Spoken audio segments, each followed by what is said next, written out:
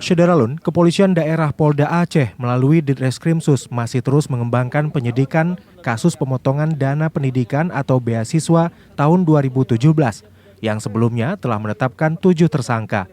Salah satunya adalah ex-kepala BPSDM berinisial SYR.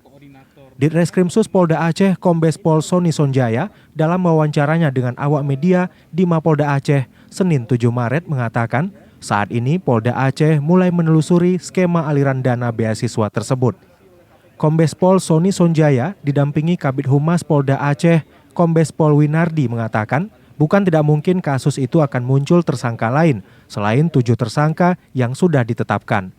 Namun penyidik tidak bisa dipaksa dan mudah untuk mempersangkakan seseorang dalam sebuah kasus pidana. Penetapan tersangka harus melalui pembuktian dan saksi-saksi. Untuk itu, masyarakat diminta tidak perlu risau. Polda Aceh mempersilahkan masyarakat untuk mengawal kasus tersebut. Contoh ada mahasiswa S1 itu dapat 20 juta.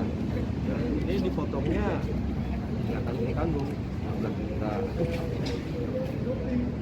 Ini keterangan dari saksi ya. Apakah semua itu enggak sama? Bervariasi ya. Berarti si A potong 5 juta, sini lain lagi Pak.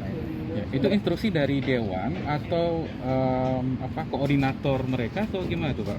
Nah inilah yang sedang kami perdalam ya. Tentang skema ini ya. Tentang skema aliran uang ini sedang kami perdalam.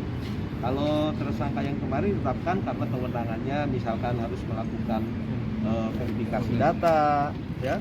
Jadi mekanismenya sebetulnya sesuai dengan peraturan gubernur. Calon-calon penerima beasiswa ini ya, dia diperiksa dulu satu persatu. Betulkah, layakkah menerima beasiswa sesuai dengan persyaratan? Itu mekanisme. Dari Banda Aceh, Suburdani, Serambi On TV.